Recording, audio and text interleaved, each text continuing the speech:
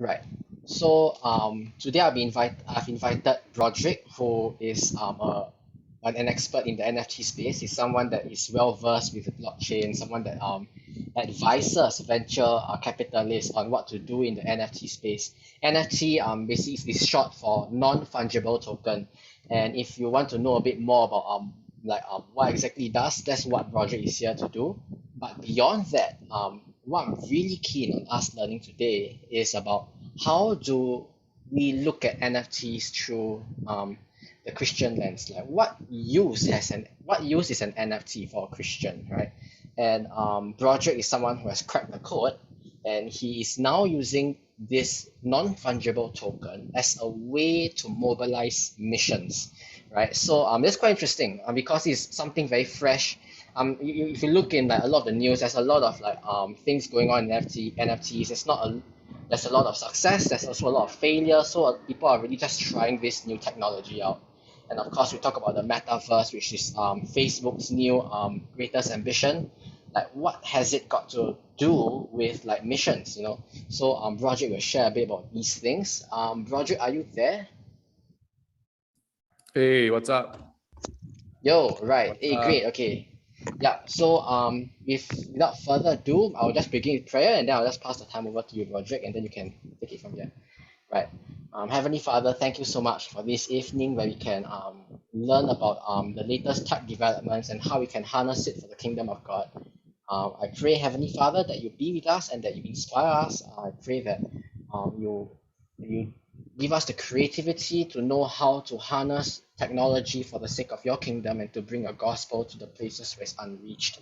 So I pray that through tonight we will have a greater insight as to what is going on in this very niche NFT space. And yeah, I pray that you anoint Broderick's lips. In Jesus' name we pray. Amen. All right, one last thing before I pass to Broderick, right? Because at the end of each session, usually I forget this, I would like to take a group photo. I learned this after having taken many seminars.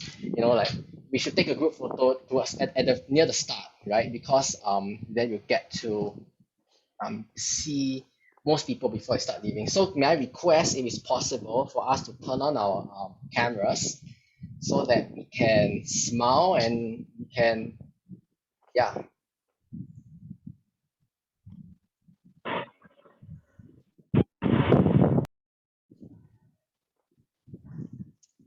All right, I'm going to take a photo soon. I give you another 5 seconds to turn your camera. I'm going to take a screenshot in a bit. Please do me a favor, turn on your cameras. Yeah. Oh, all right. I see Wayne, my good friend. Wayne is now an analyst at some venture capital. Oh, is that Drea? All right, that's nice to see you. Right, I see a number of friends.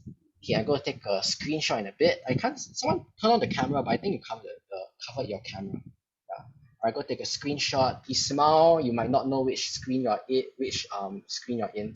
Right, just keep smiling. All right, and 1, 2, 3, smile.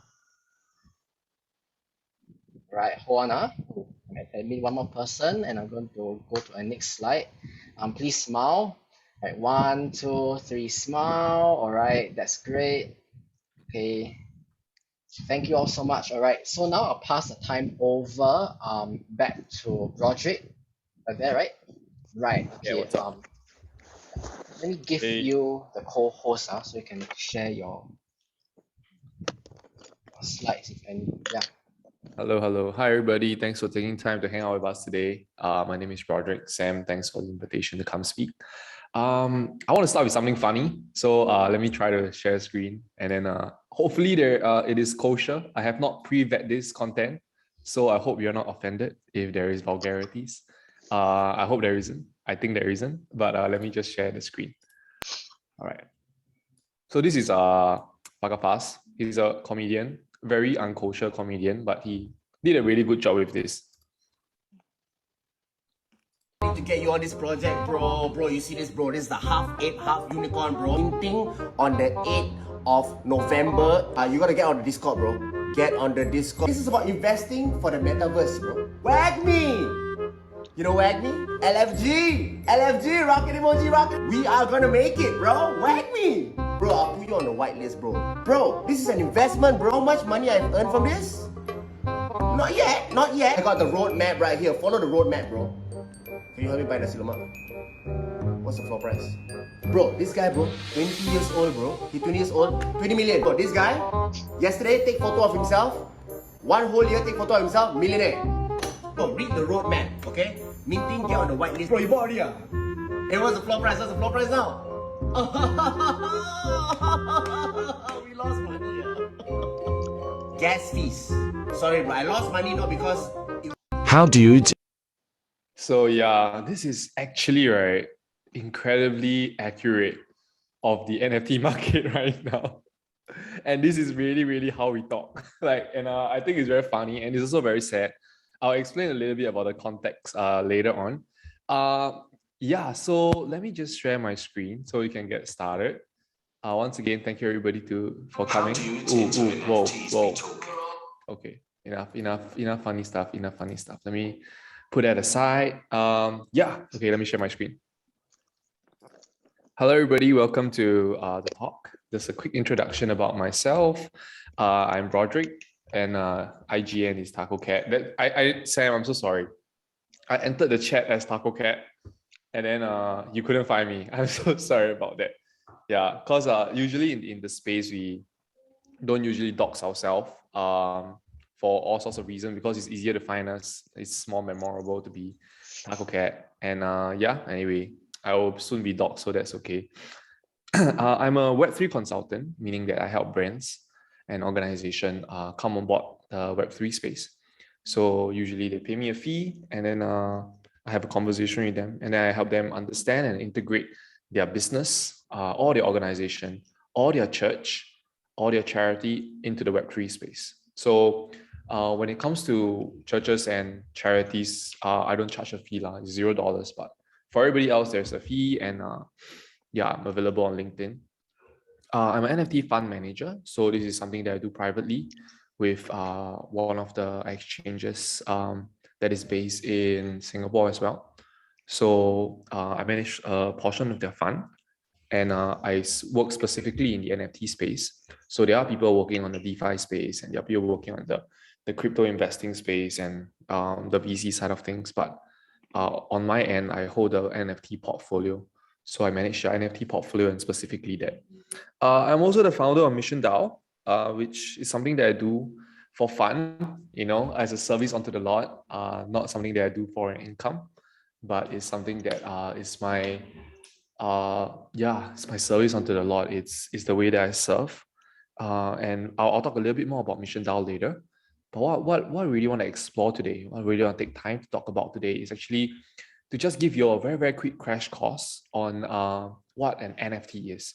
So I did another talk, and that talk is, it's the whole thing, right? We talk about crypto, we talk about coins, we talk about all the different types of coins, and but today is a little bit different. Today we'll be speaking specifically about NFT, and then how we apply our faith and the way that a Christian could approach it. So I'm going to take it really chill. I'll run through the content. It's not going to take very long, and then we can have a conversation. And I think we have a good time. We have a good time talking about this. All right. So very quickly, what is an NFT? Big words: non-fungible token. So that's an NFT. Let's explain that. We have to first talk about fungibility and non-fungibility. Right? Fungible means that something is mutually exchangeable, and it's something that is mutually interchangeable, meaning that my $1 will be worth your $1, and we could exchange a $, and it will be worth the same thing. Similarly, for things like Bitcoin and gold, these are things that are fungible, meaning that they are mutually exchangeable. 1 is always equals to 1. 2 is always equals to 2. So my $2 is not better than your $2, right? Because they are fungible. Or rather, I should put it this way: my $2 in my bank account is no difference from your $2 in your bank account, because there's also non-fungible currency, in a sense that, like, I can hold $2 that is made in the year 1985, and it'll be worth more than the $2 that you have today, because it's non-fungible. But $2 in my bank account is the same as $2 in your bank account. If I want 1 kilogram of gold, which I buy, it will be equivalent to 1 kilogram of gold that you have. So that is fungibility. There is digital fungible assets, and there's non-digital fungible assets. So your digital fungible assets include money in your bank. That is a digital non-fungible. That's a digital fungible asset. And your Bitcoin or your Ethereum or your USDC, those are all your digital non-fungible asset, including the money in your bank. Like if you put your money in OCBC, that is a digital asset that you own that's recorded by the bank. If you hold Bitcoin, that is a digital asset that you own and it's fungible, meaning that you can easily interchange them and there is usually high liquidity. For physical assets, there will be your cash, like your hard cash, like Chinese New Year just came about. Those are fungible tokens and they're physical. If you hold gold or you hold gallons of oil, which I think nobody does, right? If you hold gold, if you have gold at home, that is also a fungible asset and it's also a physical fungible asset. So let's talk about non-fungibility. Non-fungibility actually just means that it is not mutually exchangeable and it's not interchangeable. I did not change that text, but it is not. So if I can give you an example, let me roll over very quickly.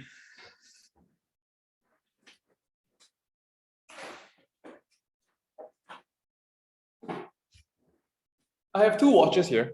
So they are essentially the same thing, right? But they are slightly different because this is made in 1992 and this is made in 1980 something, right? Or 1970 something. It's a really old piece. These two, they're the same watch, right? The same watch, essentially the same watch. But they're worth quite, it's quite different because this is newer and this is older. And because of that, this is worth a lot more. And also it just happened that the older one is in better condition than the newer one. So this is now worth a lot more than this. You can buy this for $200, but this will be $400, but it's the same model of watches. So these are your non-fungible assets. Same watch, same model, but I can't believe I did that. But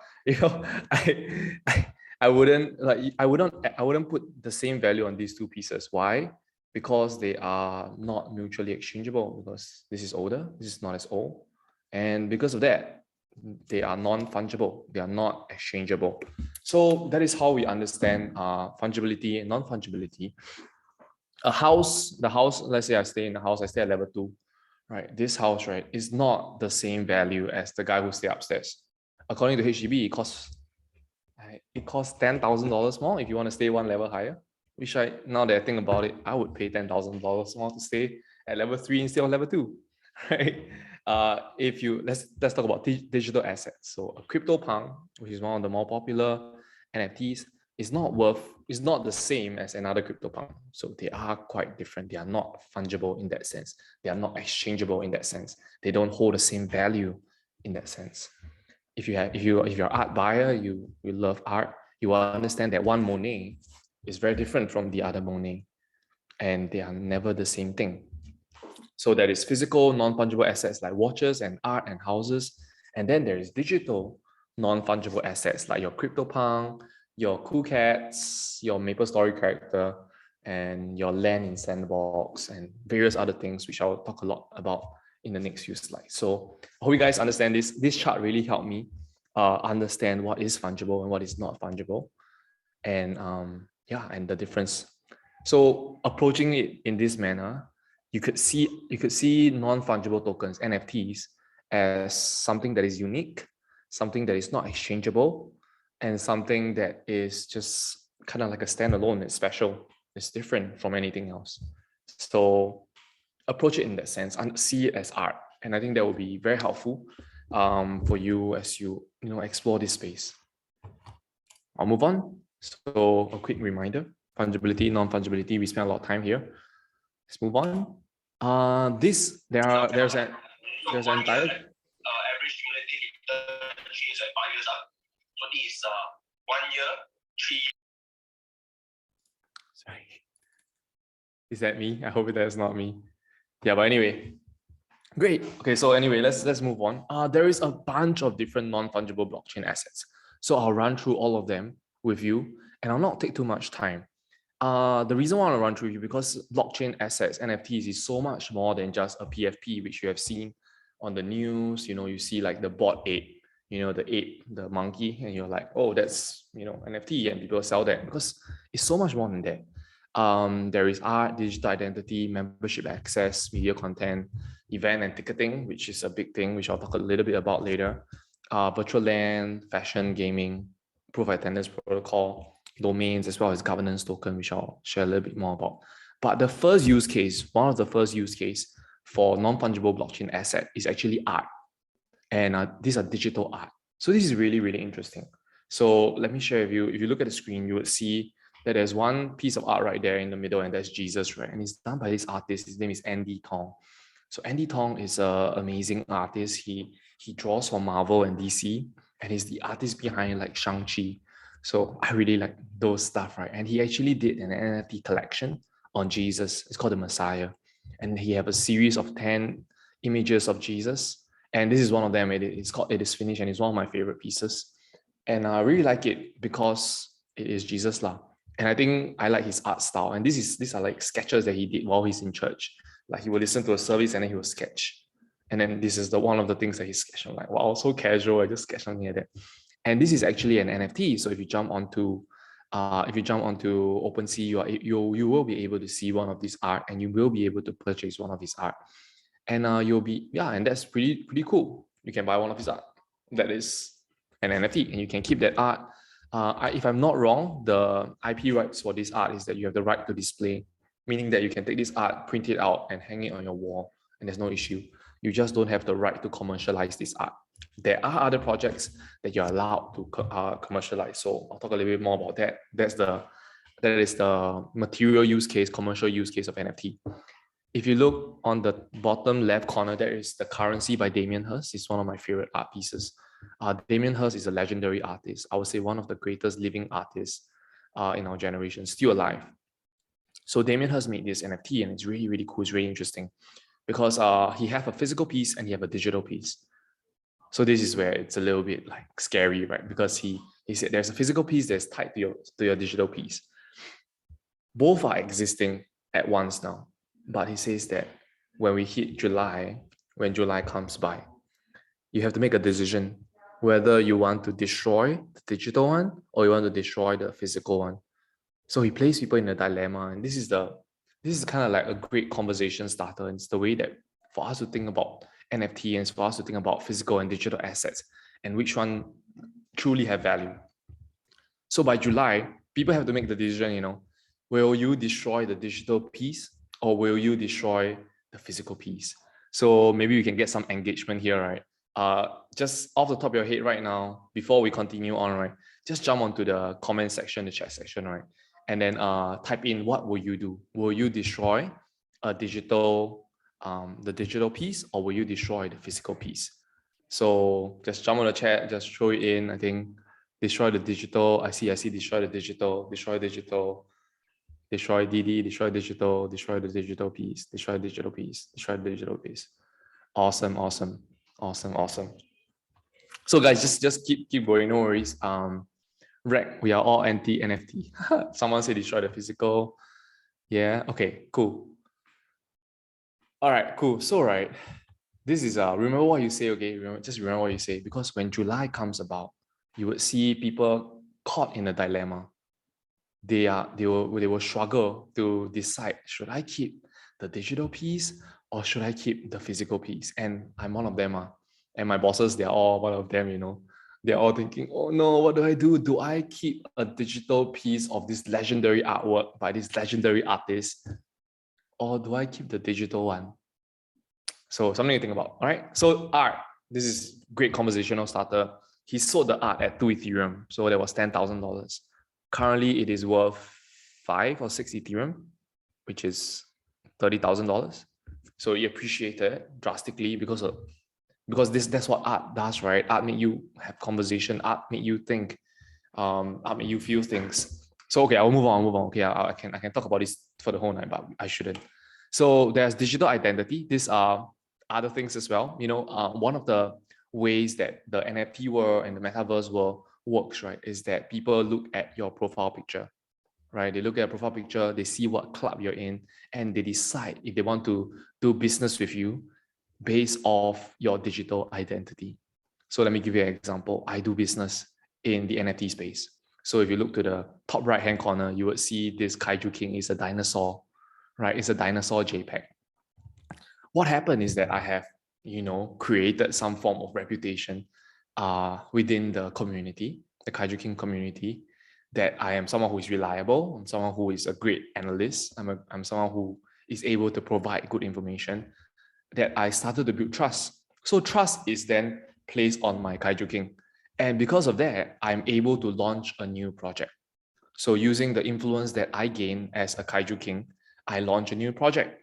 And the project is called The Other Side Moonwalkers. So that's the profile picture on the left. So that's The Other Side Moonwalkers. And you can see they're quite similar because I got the artist to design something similar for me, so that I still look like myself in a sense digitally, right? And because of that influence, I'm able to leverage on the influence, and I was able to launch the business. I'm able to launch a project, and I'm able to bring the project from 0 to 140,000 followers in less than a month.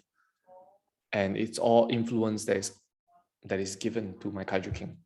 And we are on our way to a 30 million valuation for organization. So that is something that's pretty wow. That is all built on digital identity and relationship and access. So I could share a little bit more about that later. But digital identity exists to inform the rest of the world, and that hey, this is who you are. And this is the club that you belong to. You're a cool kid now. You belong to the cool club. And then if you look at the bottom right, there's Fanta Bear. Fanta Bear is an Easy Club project. And it's very popular because of his relationship with Jay Chou.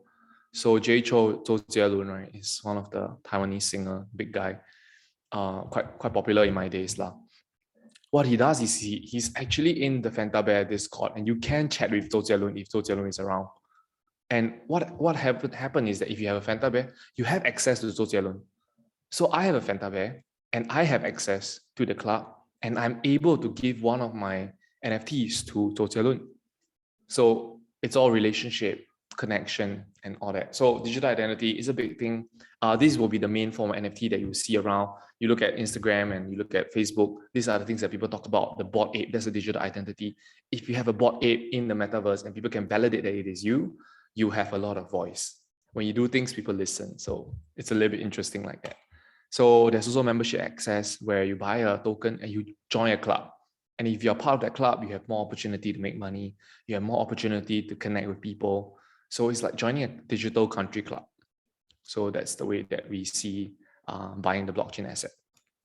Oh, it's spinning. You can also buy media and content. These have little to no use case, but it's cool. Now you own Nyan Cat. Isn't that cool? You own Nyan Cat. So I don't know why people will do this, but they do, and they buy it, and the value does appreciate. So I see it a little bit as like the new art, the digital art, the art for the 21st century. People who love Nyan Cat, they rather buy a Nyan Cat than a Damien Hirst. I'm like, I don't get you, but okay. You can also buy music. You can actually own music as well. So yeah, Nyan Cat moves. Yeah, we all know that. You can also use it for event and ticketing. One of the things that's very interesting that will be happening in the next, actually happened yesterday, was that Coachella is this music festival. Coachella actually started selling a lifelong pass to Coachella in the form of an NFT. Meaning that if you hold the NFT, you will always have access to Coachella. That is a pretty cool concept, I think. I mean, like if you run a conference and you want people to come back, you want them to be recurring guests, and you feel like, hey, actually I could sell a 10 years conference ticket or 20 years conference ticket. Can you imagine you can lock up people for 20 years or 30 years of coming to your conference? That's pretty cool, right? You just sell them an NFT. As long as they hold the NFT, they are able to come into your conference, as a VIP or whatever, right? And they could also trade this token. Let's say this person who goes to your conference all the time, he decides to leave the industry. He could actually sell that token to someone else who will then value it at whatever price he set at, buy it, and then become the new event holder. So Coachella is I think they're doing a really smart thing.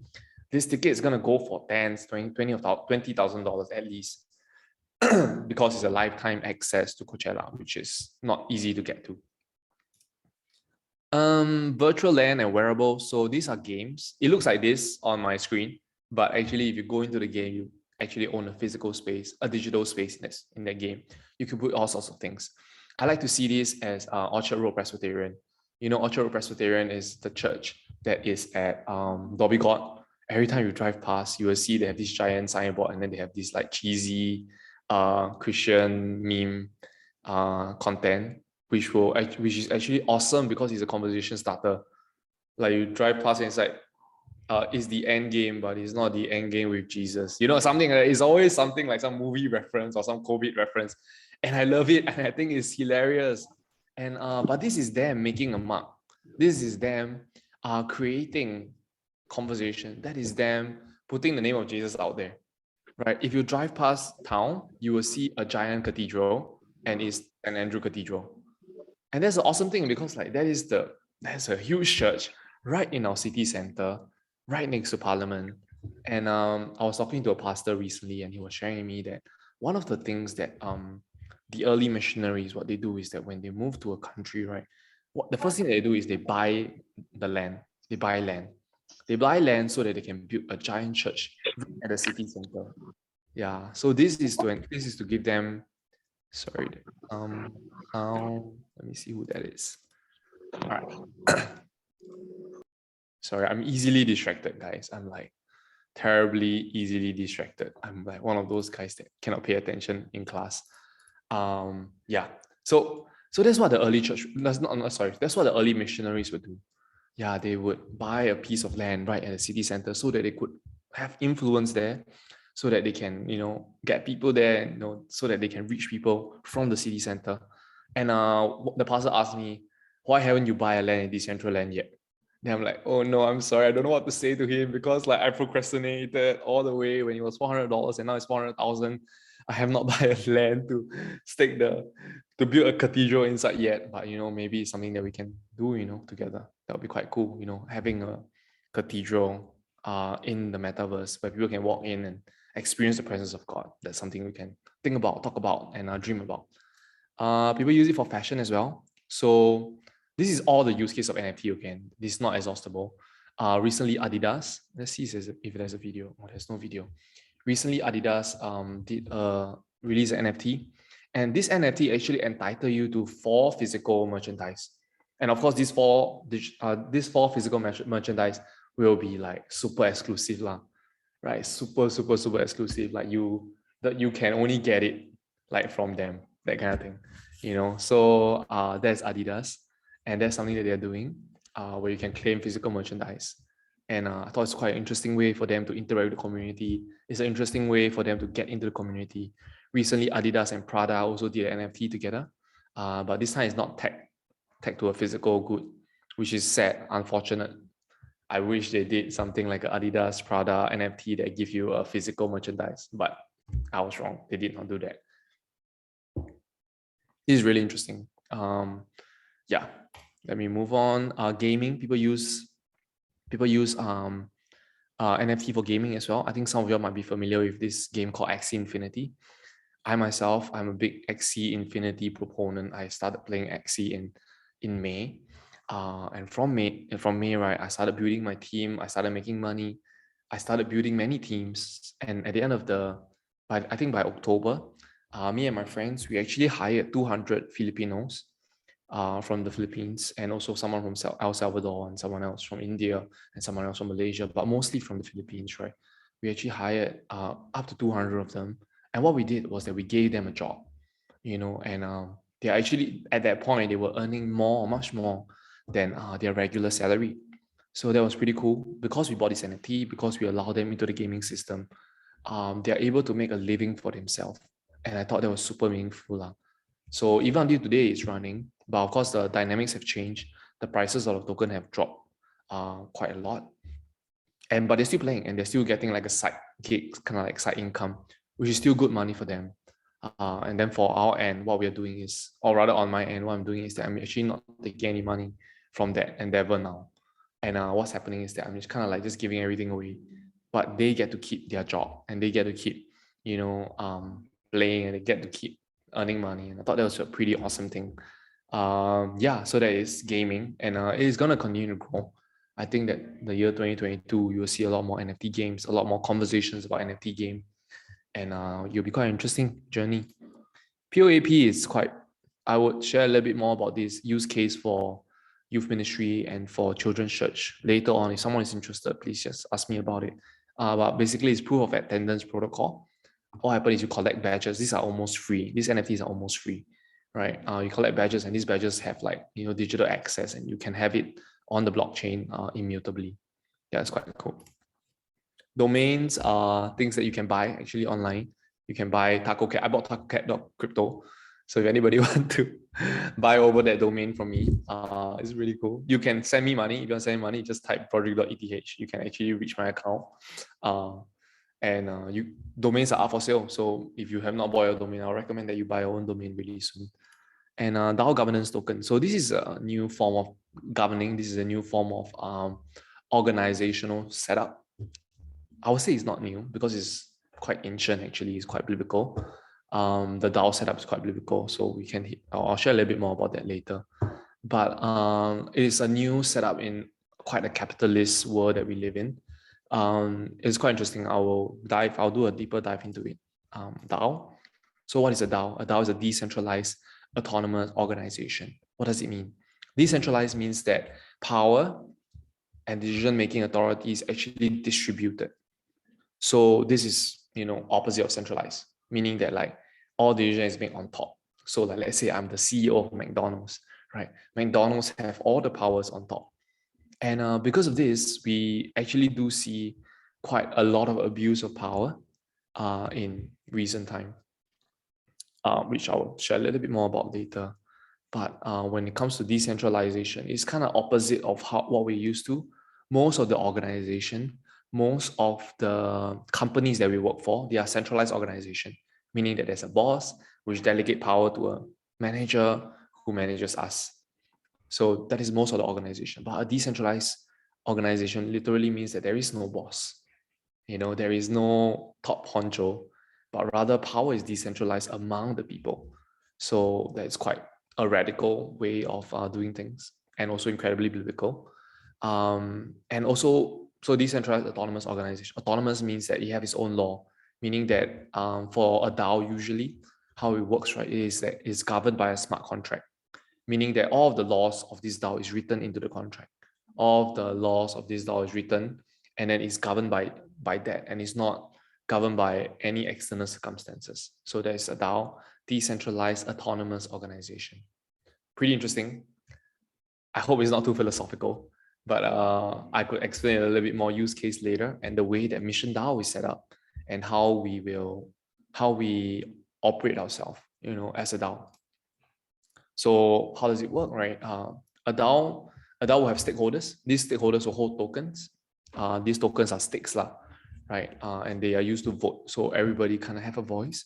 Everybody have a say. There's no hierarchy. Everybody have an opportunity to kind of like shape the organization, direct the organization. So it's quite a holistic and it's a community-driven thing. Yeah, so that's how a DAO works.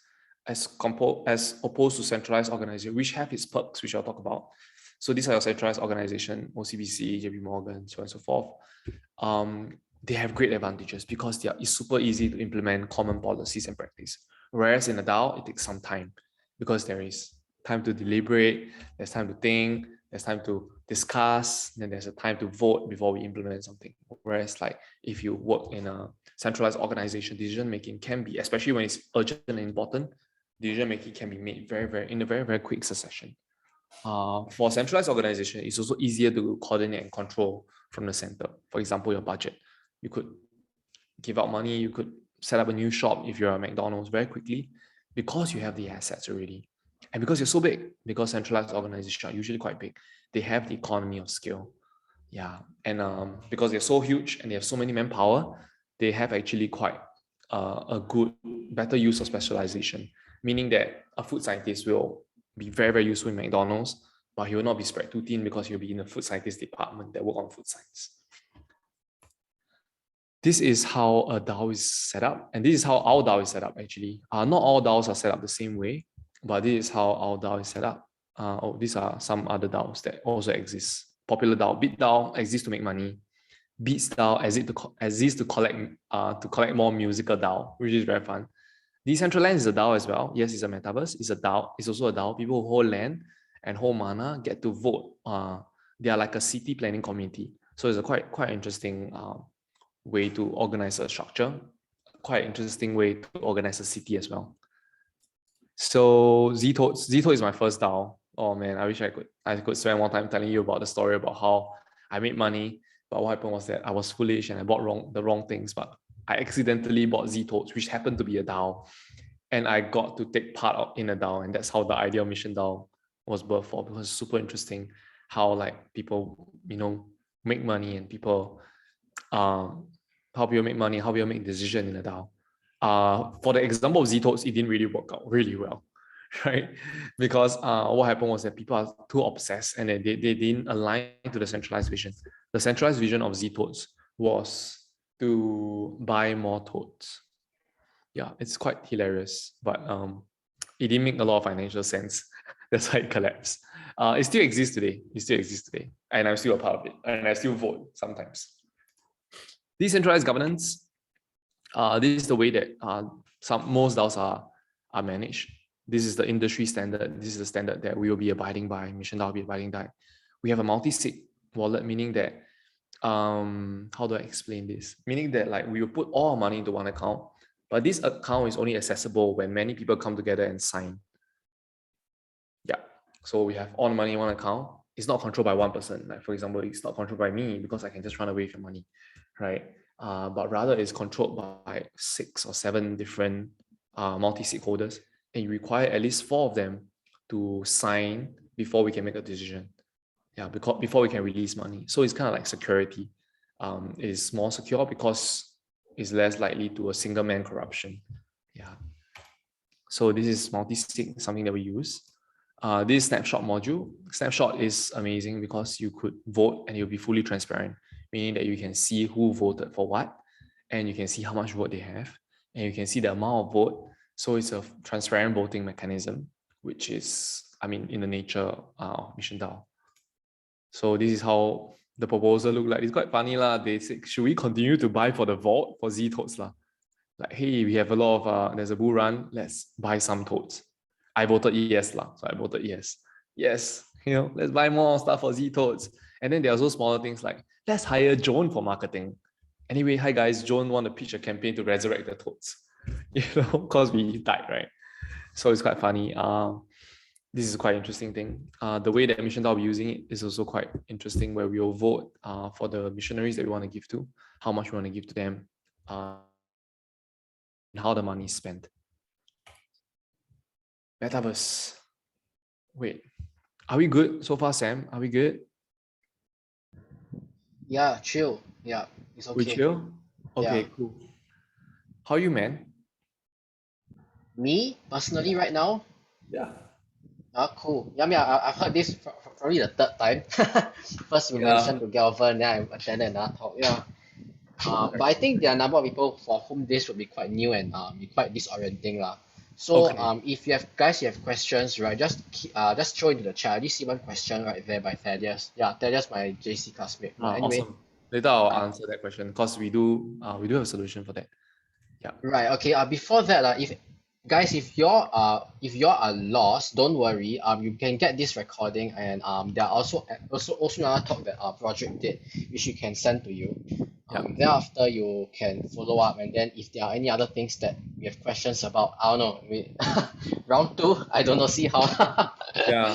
So I think what can happen is that from here, I'll just kind of like slowly wrap up, talk a little bit about metaverse, the potential of the church in the metaverse, and then we jump into Q&A. Then we have a conversation. I think it's more fun. Yeah. All right. Let's move forward then. Let's forge forward. All right.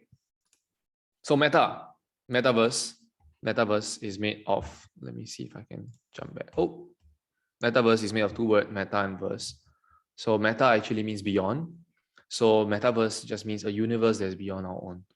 So I'll give you guys an example right now. So if you listen to this,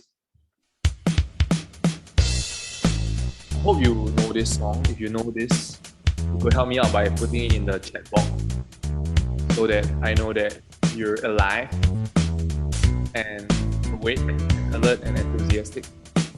Anybody know this? Somebody help me out. Maybe I don't know this. Yes, Gordon. Thank you. Thank you. Yes, anyway, guys, this is MapleStory.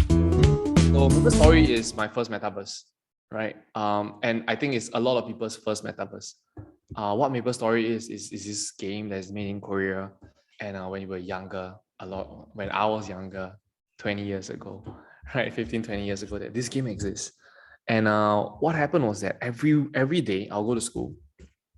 After school, I would come home, do my thing, whatever. By 8 o'clock, I'll be up in MapleStory, and I'll be with my friends from school and my friends from overseas, from the Philippines and from Indonesia and Malaysia and all around the world. And we would play MapleStory together, and I would spend too much time on MapleStory, like 5 hours on MapleStory, and I'll sleep really late. Then I'll wake up in the morning, then I'll go to school, I'll be a zombie, and then I'll survive school so that I can come back home and play MapleStory again. What happened was that I actually vicariously lived through an avatar. My avatar, my MapleStory avatar, is actually my identity, and it actually affects my social standing in school. Because if you're someone who is very high level, in MapleStory, people want to be your friends in school. People will respect you in school. People talk about, hey, this guy is very good at MapleStory. It actually affects your social standing, your physical world, social standing. And within the game itself, it actually does affect your social standing as well, because you spend so much time in the game, you're able to reach a certain level, and you make a lot of friends, and you live vicariously through that avatar, and your identity becomes the avatar. And that is my first and earliest exposure to the metaverse. And I think for a lot of you, you might have experienced it in different ways, whether it's in RuneScape or Final Fantasy or World of Warcraft. You have once lived in a universe that is beyond your own. And that effectively is the metaverse. So when I say let's do evangelism in the metaverse, right, it's not something that is super super far away, but the metaverse is already, but it's not yet. You know what I mean? We are not living in a world where a lot of us are so obsessed with it.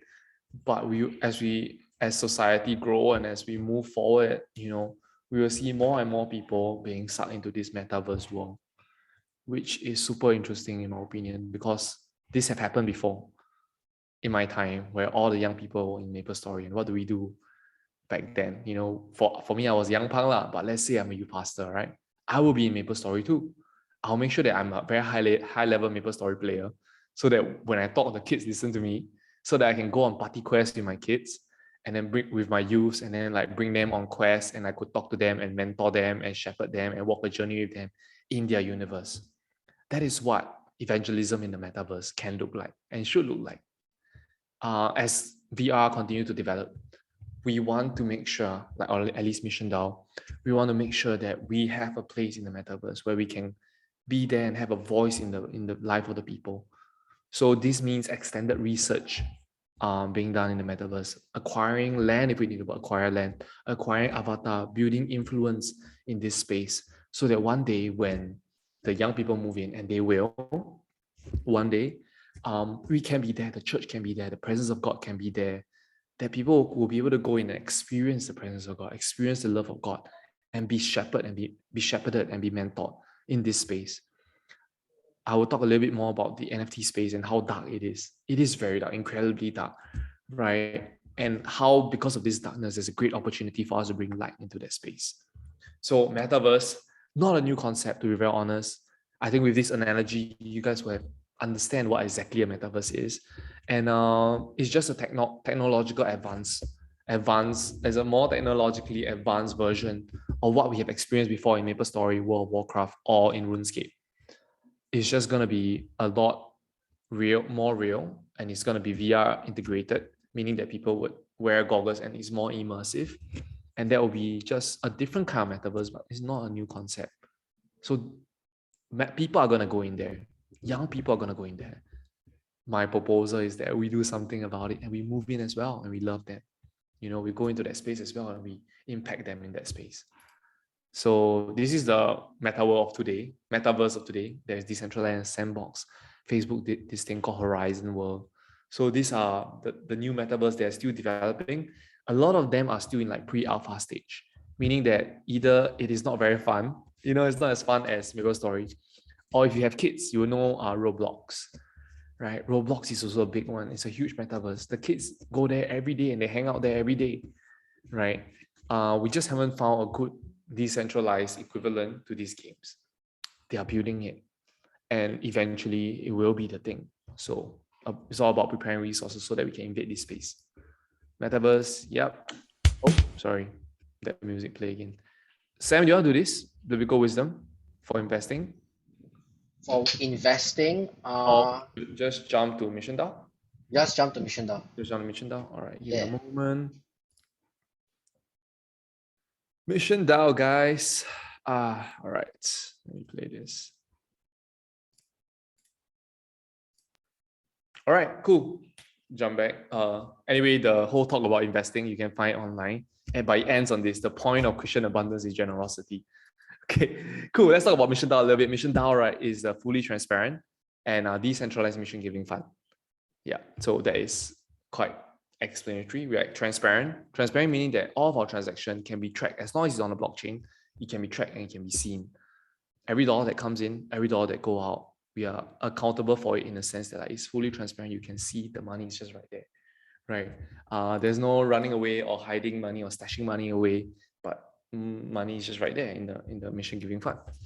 The DAO exists to alleviate human suffering and to advance the kingdom of God on earth and in the metaverse. Alleviate human suffering, meaning that we are not just preaching the gospel. Preaching the gospel is incredibly important, but we are doing integrated mission as well, building homes for gender-based violence, feeding program. We are building a playground in the Middle East, in a war-torn nation, in a refugee camp. We are building a playground. We are building like a youth center there so that the young people there have an alternative to violence. We are sponsoring entrepreneurs in Thailand, mission-based entrepreneurs in Thailand doing redemptive entrepreneurship. In the Philippines, I think, what we're doing is we're buying Wi-Fi boxes for the pastors there so that they can get access to the internet, so that their community can get access to the internet. So these are things that we're doing. We're also pushing the gospel. We're also sponsoring evangelistic rally, direct mission teaching, direct mission plans where they will go and they will preach and they'll teach the Bible. So it's quite holistic in a sense. We're doing integrated mission, and we exist to advance the kingdom of God on earth. So there's the earth part, and then we also want to advance the kingdom of God in the metaverse. So we have ideas how we want to use VR, how we want to step into the metaverse space, doing research, buying things in the metaverse, doing things in the metaverse, and then advancing the kingdom of God in that space. And so DAO token holders actually vote on mission spending and research focus. So this is what we do. This is who we are. This is the way that we're going to do is we're going to raise money through an NFT sale. So through an NFT sale, we will be able to fund the digital mission and the traditional mission. Quite cool.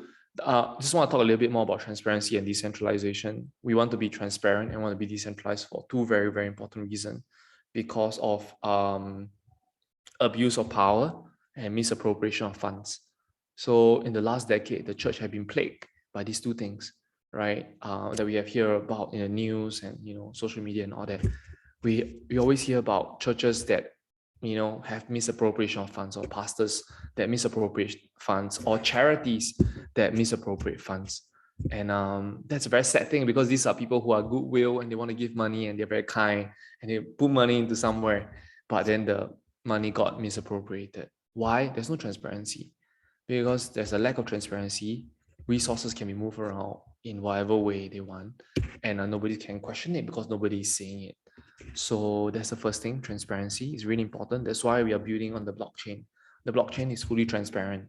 You can see every transaction that is on the blockchain. So we can't lie to you and say that, oh, we paid this missionary, but actually we pocket some ourselves.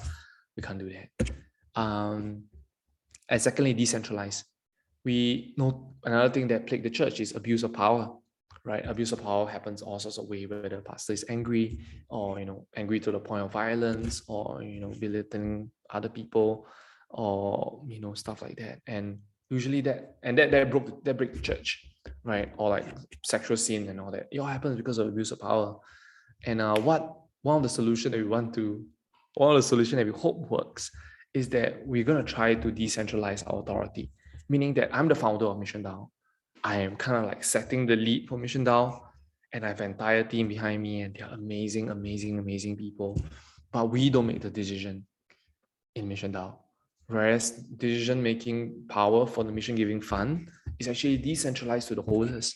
So I can't abuse power in that sense, or rather can my team.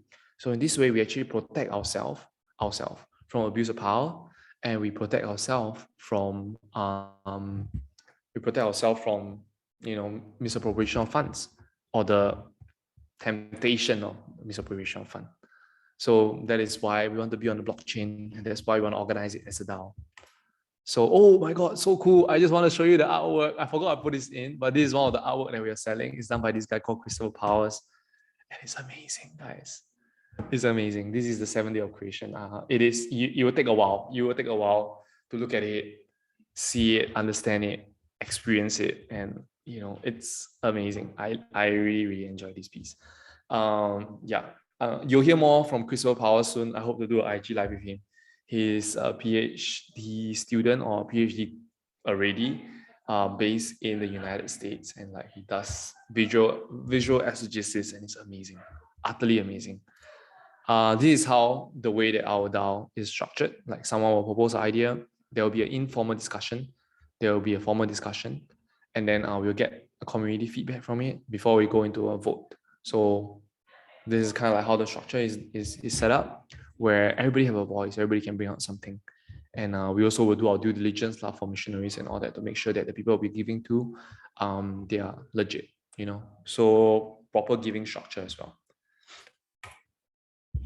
This is how money in the MissionDAO will be populated and be given out. So MissionDAO holders will purchase $300 US dollars NFT, and it'll be spread out into 3 different pockets. 70% will go directly to missions. So these will go to your mission, traditional mission, and your digital mission. 20%, which is a lot higher in this round, will actually go into operation. Why? Because we are paying for Q4 hiring, which is people who have started working with us last year. They have not been paid yet. And people who are working with us this year have not been paid yet. And we're actually paying all the way, it's kind of securing their pay all the way to June. So all of my staff, all of the people working there full-time and contributing in their ways, serving the Lord, they'll be drawing a pay. And this pay also will be fully transparent, right? So you'll be able to see how much they're paid, and you'll be justifiable and be reasonable. We also be used for operation marketing costs, so that's something else as well. What happened with this NFT is that it will go into community wallet. There's also a 10% that go into community wallet that we will use to work with Christian businesses and services, as well as artists, to bless and give value back to the MissionDAO holders. So this is quite an interesting setup. It's the first of its kind, in my opinion, I think, if I'm not wrong. And we're just trying a new organizational structure to raise funds for missions, to give value back to the holders, as well as a new way of giving that is decentralized and transparent, and all that. So I should have put the picture after this slide, right? I should put the picture after this slide. Yeah, so Genesis launch is going to cost about $400. We're trying to raise $1 million. Launching about Feb. So this is the breakdown of MissionDAO. You give through funding traditional mission. You catalyze digital missions. Digital missions, I totally forgot to mention this, but like we are working with digital missionaries as well, not just physical missionaries. And these people are like Brian Barcelona, Jacob Coyne, a few other guys, Pastor Kobe. And what they do is that they actually evangelize on TikTok, and they have a huge reach, crazy big reach. And they are very, very underfunded because they're just TikTokers. So they have an entire army of young people all around the world who like create videos about Jesus and preach the gospel on TikTok, and they see salvation and they see a lot of testimonies, and they even got a guy baptized over Zoom. It's quite crazy. It's really crazy, radical stuff, right? But they're super, super, super underfunded. So we are looking to fund them as well. And the way that we fund them is that we're going to sponsor a physical event when they run a physical event, or we will use that resources, right, to help these younger people. We sponsor them a package, and the package will have like tripods and lights, basic stuff to make sure that, sound equipment, to make sure that the video that they record of themselves preaching the gospel will be of a certain quality. Yeah. So when you give, you actually support other Christian businesses, which I mentioned a little bit. I can elaborate a little bit more if you guys want to hear about that. Christian artists, and you actually pioneer a new way of giving that is transparent and decentralized. So you also receive back, right? You get some cool art, pretty cool, right? You get to be in a kingdom-minded community, vote on important matters. You also obtain bonus item. I have a cap here that let me tell you about the business. Okay, it's quite cool, right? So what happened, right, is that 10% goes to 10% will go into the community wallet, right? And this community wallet, we work with businesses. One of the business that we are working with is this brand called Super Blast. If you know Super Blast, so if you look at this is their brand. Super Blast is a local brand. What Super Blast does is create Christian apparel. So what we're gonna do with them is we actually made this cap, right? It says Mission. So it's super high quality stuff, like really legit. Look at the tab here. Yeah, super high quality stuff. And this Mission cap, it's really, really cool. What happened is that this is how we work with Christian businesses, okay? We receive funds. We have, let's say, 2,000 holders, 2,000 people who bought the DAO, want to give to the Lord through that, give to mission through that, participate in this organization through that. What can happen is that we will take that amount and we'll go to Super Blast and we say, hey, would you make a cap for us, right? And we'll pay you $20 a cap. And that's like 40K, right? I'll pay you $20 a cap. And you go and make the cap, you go and do photo shoot with the cap, you go and manufacture a cap, you go and warehouse the cap, and you go and fulfill the order, send it to everybody, and we'll give you $20 for that. And then it will come from our community wallet. And this way, what happened is that someone who, the person who is Super Blessed, right, actually just received an order for 2,000 pieces. It's not his usual price. Usually he's someone cap for like $50, $60, right?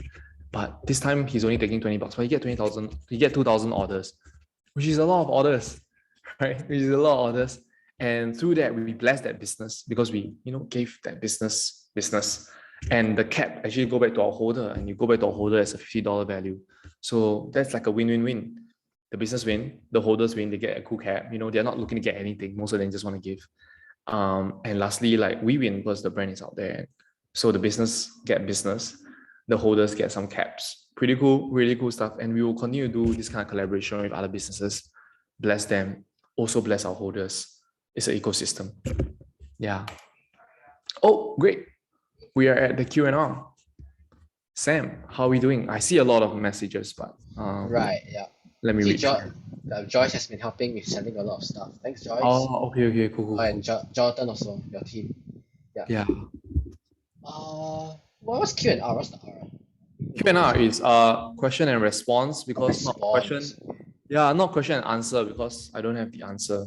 But I always have a response. Okay. Okay, Thaddeus asked, what happens if someone owns majority of the tokens? That the majority means you get it. Yeah, I got a question. What will happen in the snapshot module is we can actually control the limit of the votes that people can have. So we might put in a cap of maybe 2 or 5. So if you hold 5, that's all you can vote for. You can only vote 5 times. Yeah, so that's kind of like the way that we want to structure it, where power is also limited, even though it's decentralized, yes, but it's limited in the sense that one holder could only have 2 votes or 5 votes. We limit to that so that there is no quote unquote mass manipulation. Yeah. Right. And also this is money that they gave lah. So I don't know if someone will buy 50% just to control just a tiny portion. And also, how do I say this? And let me think about this. How do I articulate this? And also the proposal that is put up, right? All the proposal that is put up, you have to align with our centralized vision. So yes, we are a decentralized organization, but we also have a centralized vision. The centralized vision is that we will advance the kingdom of God on earth and the metaverse. And then we have our due diligence and we have all that kind of thing right there before we even arrive at the vote.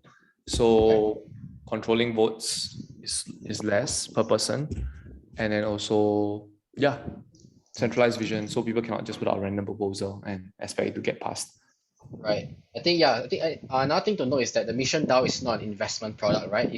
Absolutely not. It's a giving product. Give the money and don't expect anything back in return. Set the cap. because like the money is gonna go to missions. The money is gonna go over to Kenya to help our partner called Rebirth of a Queen. It's gonna go to our partners in Cambodia and Thailand and all around the world, and it's gonna go to digital missionaries, and it's gonna go to Metaverse. So that is really cool. That's something that we are working on. Yeah. Right. Yeah. Okay, there's another question here by Russ. Russ asks, how do you avoid collusion in a multi-wallet, multi-sig wallet? Yeah, so we will be appointing, we're going to have a discussion about this in the next few days with my team. What's going to happen is that we will find all sorts of people from all walks of life, accountable people, people with super high moral high grounds, right? That will not collude lah, and people who have no relations with one another. So, but of course, they will be Christian leaders lah. Most of them will be Christian leaders, from all sorts of arena, all different churches, to take part in this multi-sig.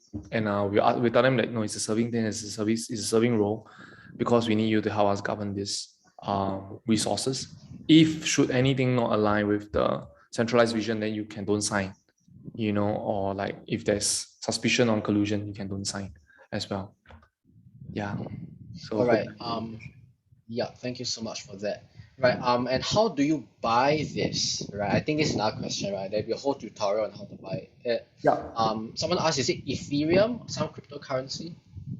No, so this will be sold in USDC, because Ethereum is fluctuating. So two things about Ethereum, right? I love Ethereum, right? Ethereum exists, but I don't think it's good for charity. It's terrible for charity because you lose a lot of money on the way, right? Firstly, Ethereum is an asset class that's fluctuating, so it can go up and down, and it's normal and it's totally okay.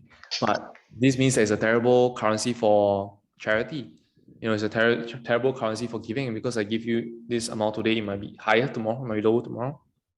We don't know, right? So we'll be operating using stable coins. So stable coins is pegged to the US dollar, meaning that $1 is also $1. It will always be $1. Yeah. So that is something that we'll be articulating. Okay. Right. And, okay. Sorry, Ethereum. And secondly, it will not be on the Ethereum network, because the Ethereum network require you to pay gas, which is not cheap. And what happens is when you pay gas, then you lose money to the miners. So no point. What we are doing is that we're actually partnering with Polygon. Polygon is another blockchain, also transparent, sidechain of Ethereum. But the transaction cost is super little. In fact, I think they're sponsoring us the transaction cost, something like that. I have to check the messages with them. Yeah, so that's what we're doing with Polygon. We are doing it on Polygon and using USDC, meaning that number one, you pay in US dollars, which is pretty stable. And secondly, it will be on Polygon network, which will be significantly cheaper, if not for free. Yeah. Right. Okay, thank you so much for that. Next question is by Chadrick. Chadrick asks, using blockchain, how do you manage confidentiality and secrecy when giving to missionaries or Christian organizations in creative access nations? I like the use of creative access nation. Yeah. Closed nations, right? Yeah, for closed nation, we have a different protocol. So there is a limit to our transparency because of the nature of closed nations. So closed nation includes places like China, North Korea, the Middle East, portion of the Middle East. And we have a different protocol for that. We drew up something else where the money will come out into a Singapore account, or we might use another protocol to transfer it over.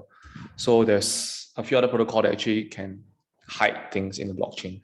But you will see that the money go to the secret protocol and you will transfer over to the missionary.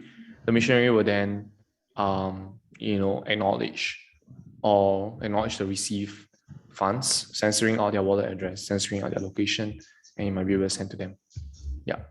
So that is something that we are actively thinking about. And yeah. Right. Thaddeus asked another question. Do you filter the quality of people buying the tokens, or can just anyone buy the tokens, and thereby you have a funny voters? This is an interesting question. I think the answer is yes, but also at the same time, I don't know how many people would buy will give to mission and then I'll buy a token not wanting to make money lah. So the people who are coming in, they should be genuine because they know that this money actually will not make them any money. This money is to give away. So, but yes, we will still do a KYC for people who buy. Yeah, KYC meaning know your customer. Yeah, Right. so they are actually human beings at least. Okay, Zhimin asks, for MissionDAO limited art, are they allowed to be resold? And if allowed, will the fund from the sales go back to the mission fund again? That means in the secondary market, will any sales return to MissionDAO? Yeah, so whether the sale return to MissionDAO or not is something that have yet to be conversed and to be determined, but whether they can resell it, absolutely. Because they own this ERC 721 token, meaning that they have the right to resell, they have the right to display. So should they want to sell it, they can, they absolutely can. But I just wonder who will buy on the secondary market lah, because like unless they really love the art, and then I also wonder who would sell on the secondary market, because like but I mean, maybe if the possibility is there, we might put a percentage, like if they sell it, then the royalties go back to the mission giving fund. Yeah, we might be able to do that, but I think it's just something that we'll consider, but I don't know how much is it. Yeah. Can there be a MissionDAO auction for limited art? Just a suggestion. Yeah, it's possible, auction is possible. Yeah, but I think right now we are trying to create a DAO for mass market. So not trying to attract a whale to come in, like someone with a lot of money to come in. We're also not looking to raise all the funds through 1 or 2 or 3%. Yeah, but we want it to be a communal effort. I met a lot of whales being like rich people in crypto, right? I met a lot of whales recently, and a lot of them are believers, a lot of them are Christian. And having spoken to them about MissionDAO, right, they will always ask me, so bro, how much do you need? 100K, 200K, 500K? How much do you need? Then I say, I'm trying to raise $1 million, but I need $600 from you. Can you mean 2? If you feel very generous, can you mean 5? Like that is my conversation with him. Like, that'll be $1,500. Will you give $1,500 to missions? And then like, what? I asked you want 100K, But the reality is that I don't want so many big whales coming in, because like this is also a social experiment. We want to try something new. You want to try a new way of giving. We want to try a new way of organizing missions, and we want to try to do it in a decentralized way. So I want to do it the way that the early church did it, the way that the early church made decision. When you're choosing the 12 apostle, right? So Judas, went to hang himself, and there's a space for the 12th one. So I always thought that the 11 of them just came together and said, I think I like these 2 guys, let's choose these 2 guys, and then we will cast the lot and let the Lord decide. But actually what happened was that the disciples summoned 120 other disciples. There were a huge multitude of them, and they came together and they made the decision together as a multitude, hundreds of people. And that's how they made the decision back then. Even the appointment of deacons, that is not done by 12 guys in a room, but the appointment of deacon is actually Peter summoned the multitude. By then, 3,000 of them, over 3,000 of them came together, chose 7 among themselves to be appointed as deacons. That's the way that the early church made the decision back then. And I think that's the way that we wanted to organize this. So it's not like a charity it's not a charity actually, it's a DAO, and it's a mission giving DAO. It's a DAO that have a centralized vision to advance the kingdom of God on earth and in the metaverse. So yeah, that's how we differ a little bit. So maybe auction, it's an interesting idea, but it might not be something that we do. We have friends who does like art auction.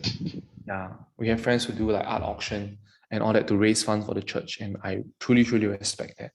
Yeah, it's just that maybe it's not the way that we want to do things here. We just want to try something new. Yeah. Right. Basically, you are trying to see whether there's a mass appeal, right, for this particular. Not really, but I want mass involvement. Mass involvement. Okay. Mass involvement. Right. Okay, there's another interesting question by Chadrick. I don't want to go to the same people 20 times, but it's a good question. What do you see for church missions to get into the NFT space?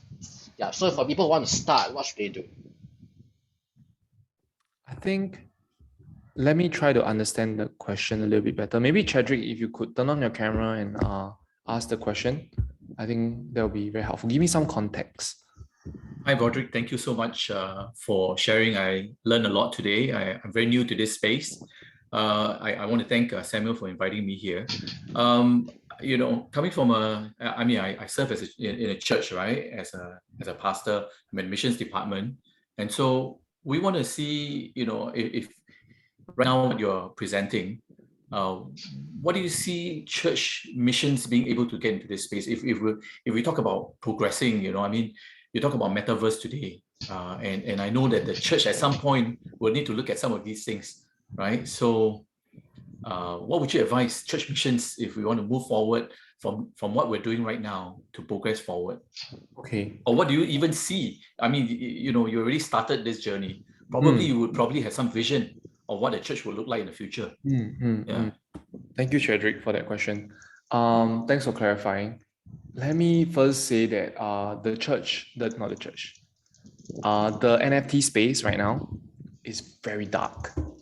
It's incredibly dark. I would say it's one of the darkest places I have been to and I know and I experience. And let me tell you what it's filled with. It's filled with greed. It's filled with pride. It's filled with anger. It's filled with fear. It's filled with lust even, and it's filled with like all these sins, right? It's very, very prevalent in this space. And I have to struggle with it, because I'm in the industry. I went in, right? And the first demon, I would say, right, even like that I have to encounter and I have to struggle with, right, is greed. And that greed exists within my heart because I bought something and then I'm like, wow, I want to sell it for this amount. I bought it here, I want to sell it here. Then I really want. Then it became an obsession. I became greedy. But the reality is that my whole life I never needed money. Right? I live a very, very simple life. Right? Very simple life, and I don't really need money. But why am I suddenly confronted with this greed? Or I look at my friend and he's making more money than me, and now I'm confronted with envy. I'm like, wow, that guy makes so much money. Then I'm here, I never make as much. And then there will be days that I make a lot of money, right? And then I'll be prideful. Now I'm struggling with pride because now I feel like I'm better than you. I'm smarter than you. My project is successful. And if I can have a confession, right? What happened was that recently I did a project and it's very successful, incredibly successful. I got into a forum with someone who wanted to be in partnership with my project. And I was prideful. I was prideful. The way that I spoke to him, I belittled him. It's very ugly. It's incredibly ugly. It's the ugly part of my flesh. I put on the phone. I texted him immediately. I said, apologies if I came across too intense. Really on the edge because of how busy I am. And then I go to the Lord. And I say, God, I don't like myself. I don't like how prideful I have become. I don't like that I struggle with envy. Since when I struggle with envy? I thought I'm a good Christian guy, just serve the Lord. Since when I care about money? Since when I care about, why is there greed in my heart, Lord? I do not want to look like the world. I want to look like you, Jesus. Make me like you. Make me, instead of greedy, I want to be generous like you, Lord. Lord, instead of being prideful, I want to be humble. Right? Humble me right now. Humble me right now. So this place is dark, right? And it pulls out the deepest darkness in my soul. It's not a bad thing because now that you have surfaced, right, I can bring it to the Lord. And I can say, Lord, take it all away. I want to be like you. I don't want to look like the world because it's so easy to be conformed to the world. But God calls us to be transformed to be the image of Christ. By beholding him, we become like him. So this place is very dark. That's the caveat, right? But it's the perfect place for us to bring the light of the Lord in. How can missions look like in the metaverse right now? Because there's no metaverse right now, right? There's no game that you can go in and then you can go to the streets of Decentralization and preach the gospel. You can't. Eventually you can do that. But now everything happened on Discord, right? Discord is a platform and Discord is crazy, I tell you. Discord is just filled with people who are trying to make money, people who are angry because they cannot make money, people who are envy because you make money, because people who are pride because they make money. Now is the time, I feel, if we can go in, understand the space, see the space, find the people, shepherd them, love them, disciple them one at a time. So usually in this kind of Discord channel, there is a mental health chat. They have a chat where they talk about mental health. And then someone will go and say, I'm so depressed because da da da da da. I love to go into those chat and then say, hey, tell me about your issue. Let's talk about it. And then they talk. Then I talk to them. Then I talk. Then I talk to them. Then we have a conversation, one at a time. I end off, hey, can I pray for you? Hey, I've been listening to this. Another thing that I like to do, I will go into a space and I say, hey, I've been listening to this podcast. Oh, it's very good. I learned this thing. Then I put the link there. Then it's a Christian podcast. So like it's a space where there's a lot of people who is struggling with a lot of darkness, greed, envy, pride, lust, all that. Then let's go in and preach the gospel one at a time, make friends one at a time, build relationship one at a time, so that we can disciple, so that we can pastor, so that we can love these people. So if you have a mission department and you have a digital mission department, perhaps it looks like training our people to go into these spaces, to have conversation with them. For me, as an industry leader, I can organize talks. So I'm trying to do things like that, right? I'm trying to get my friend, who he gave tech talk before, but he's a strong believer, right? I'm trying to get him on board to my project to like, hey guys, everybody, let's come. I call my community. Everybody come and listen to this man. He's gonna talk to us about your mindset, mental health mindset. They love this kind of thing. Then they all show up. The guy can talk about it. Then he can preach the gospel. I can get, hey, this guy is a leadership expert, from the US. I'm gonna get him over. He's gonna teach you leadership thing, how to lead your own life. Because a lot of us struggle with that. He can go there, teach it, and preach the gospel. So there are ways and subtle ways that we can go in, either have one-on-one conversation with people from the ground level, or we can organize talks within these kind of communities, bring value into these kind of communities, right? And say, we're going to do an AMA, we're going to do like a talk, different things. Another thing that I like to do is like, hey, I like to organize dance party. So it sounds like a very abstract concept right now, but you can actually host a dance party inside Discord. Yeah, and it sounds weird. I can show it to you all next time. But I like to host a dance party, and then halfway through, I turn it to Hillsong, Young and Free. So like then they're like, oh, what song is this? They're like, yeah, this song is by Hillsong. Check it out. Then I send them the thing. So these are little ways and creative ways that we can go in and reach out to them. I think the focus on mission have not changed. Basically, they are hurting people inside. Then we go in and love them all. And then we just find different ways to love them. And the Lord will give us ideas and creative means to enter into the space and love them. Yeah. So that is loving people in the NFT space. Talking about loving our young people, our own young people. We need to teach them and we need to educate them on these things. Tell them that, you go in, right, you will struggle with greed. But what do you do when you struggle with greed? When you go in, right, you will struggle with pride. What do you do when you struggle with pride? Then I can love you, then I can disciple you, then I can walk this journey with you. If you struggle with greed, let's talk about it. Why are you greedy? What caused the greed? Why do you need the money? Why do you want the money? Then we can process it with them and say, hey, don't you know that your Heavenly Father loves you so much and He wants to provide for your every need? You never have to worry for a thing. Don't you know that you are so loved by your Father? You don't have to get the attention of other people. You don't have to struggle with your insecurity of like not being good enough, having that thing, Yeah, it is just the same struggle that young people have always go through, and then just living in that space, just a different context. Yeah. Right. I hope that answered the question. Much. Yeah. Okay, there's still a number of questions. Oh, by the way, if your guess from Broderick's response, y'all can probably tell his previous vocation. So pastoral. Okay. Yeah. Are there any other questions in the Zoom chat? If not, I'll go on to the questions that some of y'all have asked in the what's that called? In the sign up form. Hey, there's a question. I'll take it first. How do you intend to govern? Is there an internal audit team who is monitoring the numerous blockchain transactions, happening every second, 24/7 to ensure that no fluctuant transaction or even embezzlement? Let me show it to you. How you could govern it, and actually it's self-auditing because it's self-auditing because everybody can see the transaction and you don't see everything at one shot. Sorry, Sam, just give me a moment to address this. It's Cayman.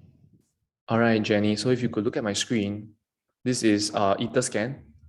As you mentioned just now, right? There is millions of transactions happening every second. Look, it's crazy, okay? And all this is all 44 seconds ago, and it's one block here, right? This one block here. It's a lot of transaction.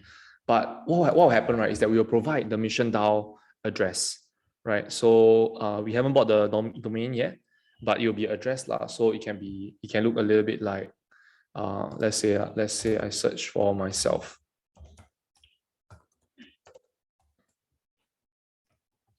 You will see that this is my address. And we will actually provide this address, like this address right here. This address, right? We will give you the MissionDAO, Mission Giving Fund address, and you can see the money that goes in and come out. So let's say someone want to do an audit on me and let's assume that this is a MissionDAO account. They will scroll down and they can see that, oh, I actually transfer money. Let me open it up a little bit more. I actually I transfer some money from, let me see if I can open it. Okay, you can see already.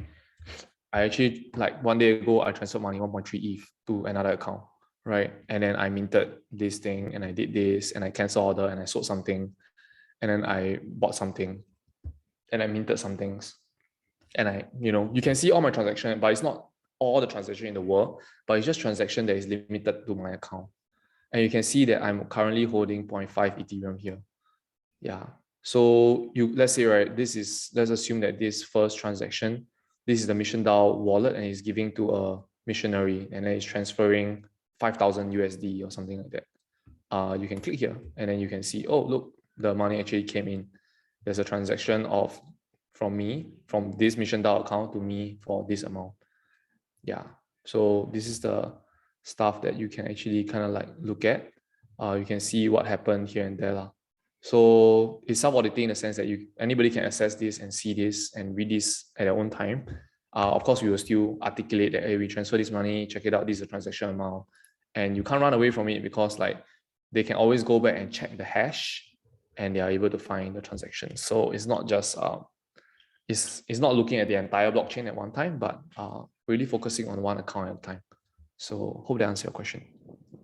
Right. Now let's move on to the questions that some of you asked in the sign up form.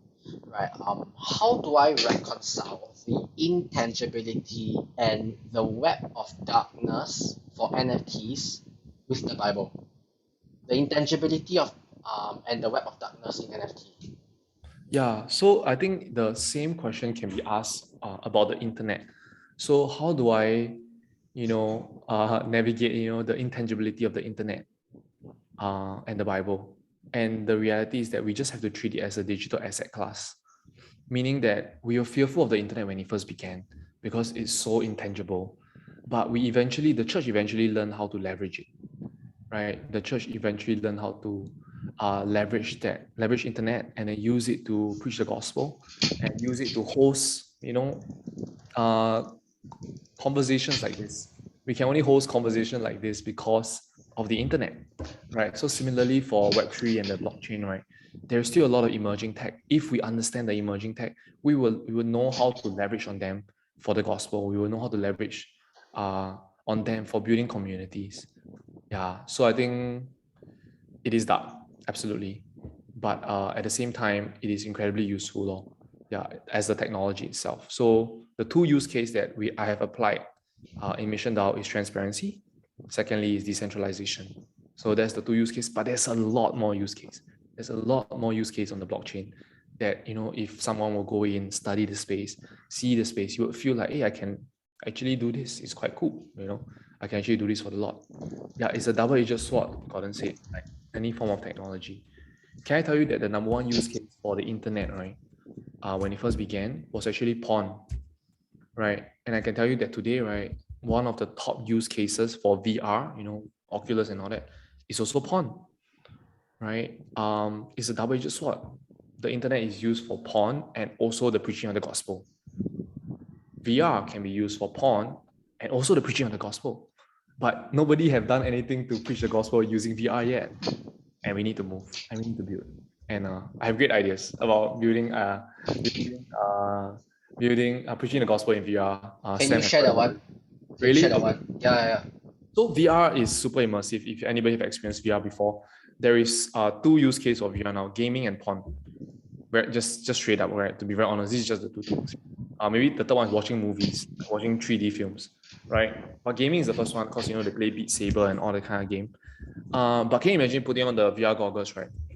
And it's totally dark, and you hear the narrator say, "In the beginning, God created the heavens and the earth," and then you can see before your very eyes the world being formed and created, as if you're there with God when God created the heavens and the earth.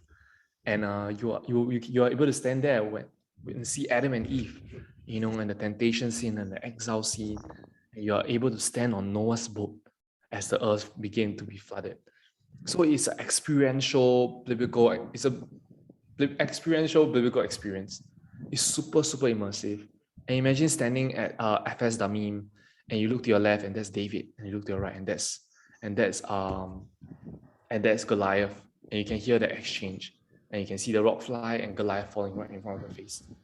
Yeah, and then now imagine you are sitting on a camel, you know, sitting on a camel, and then you look to your right and you see the Magi's, and they're talking about this Messiah that's born, the King of the Jews. And you look up and you see a star, and you're heading towards the birth of Christ, the nativity scene, and you get to see baby Jesus. Yeah, and imagine walking with Jesus. Imagine walking with Jesus, right, as he do ministry. And you see how gentle he is to the woman at the well. And you hear him preach the Sermon on the Mount. You stand at the bottom of the Mount of Beatitudes. And you get to see him preach the Sermon on the Mount. And imagine standing in the temple.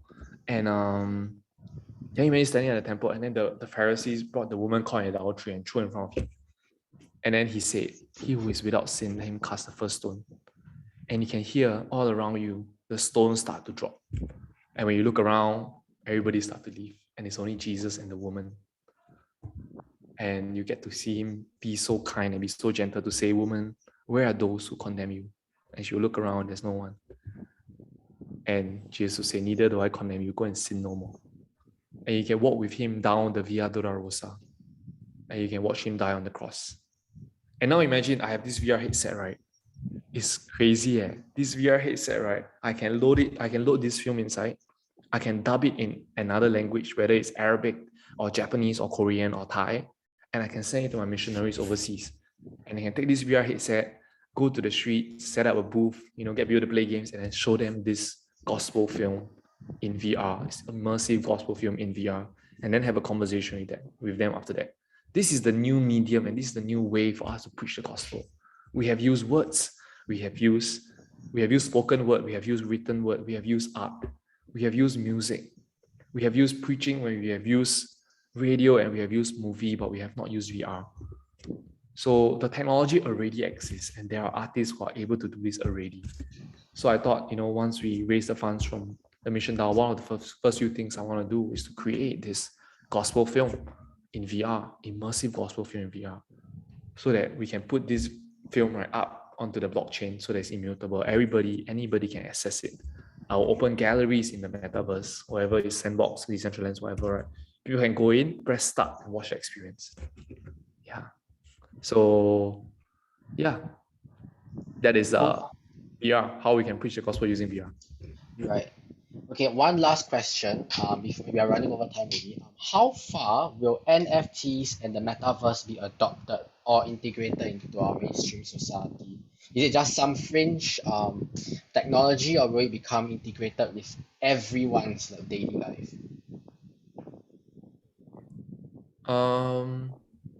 Yeah, I can't give an answer to that. I don't really know. But personally, I think that it will be slow. The adoption will be slow, and then it will be fast. How do I say this? It is gradually and then suddenly. Yeah. So as with all technology and everything that we have seen so far, there is a resistance, and there's slow adaptation, and then suddenly. So I feel like it might be the same thing. So you might see a slow growth, then suddenly, oh, boom, everybody goes crazy. Yeah. Let me answer Jenny's question first. Is there a possibility that a transaction take place whereby the crypto is transferred to an anonymous account? Absolutely. But not with MissionDAO, because we have multi-sig holders who will make sure that that doesn't happen to us, and we don't transfer to some rando, because that is a breach of trust for us, at least. And and you can track that. I'm still not clear why the NFT space. Is it because it's dark, as you said, and you have expertise in that space? What about other digital spaces apart from NFT? That's a great question. We have digital partners working on Instagram, Facebook, TikTok, and also now the NFT space. Yeah, so in our digital partners working on Facebook and TikTok, right, is actually Jesus Clubs. So you can go check them out. It's a huge influence, and they preach the gospel on TikTok. And they're one of our partners, and they'll be one of the people that we'll be giving to help advance that cause of reaching people in that digital space, which is TikTok or Facebook. Facebook is another group, which I can't remember their name right now, but they will go and reach out to one person at a time, and then they will have conversation with them. It's more like one-on-one discipling, also digital missions. So we're trying to cover all grounds, but it's just that it happens that we have expertise in this space, which is NFT, which is my space. That's why I'm kind of like focusing on the metaverse, but my team is working on physical. My team and our partners is working on digital. So all spectrum. Right. Okay. Thank you so much for answering the question. All right. We need to let Broderick have a rest for today. Thank you so much, Broderick, for your time. Yeah. Yes, Okay. guys. Right. care. Okay. If you look at the comment space, Joyce is sending some stuff. All right. So thank you all for being here today. Before we end, I'd like to ask for your attention for one last time to look at the comment section. Right. If you don't know where to find other FaithX events, you can basically go to that Telegram account, or if you don't use Telegram account, you can also go to Instagram. And I'm going to send to you the FaithX Instagram channel, which you can use to follow up with further future events as well. All right. Thank you all so much for being here. Today was really an expose onto something that's pretty much novel. Many of us might not know what to do with it at this point in time, but don't worry, I'll send the video back to you. And there's also another video of a talk that's done by Broderick as well. So if you are interested in this space, you can definitely reach out to me, and then see how we can take the conversation further with Broderick. Right. With that, I would like to thank you all for your time today. FaithX is the way in which I try to get Christians to apply faith in our everyday life, including faith in the metaverse, faith in the NFT space. I'm also very new to it. I only learned about it like end of January, I think. Yeah. So I'm a total novice. So yeah. Thank you all so much. Yes, thanks, Joyce. Joyce is part of the team that is working with Broderick, and so is the other person is Jonathan. Thank you so much for being here and to answer the questions. With that, have a very great evening. Have a very great night. Right. Thank you all so much.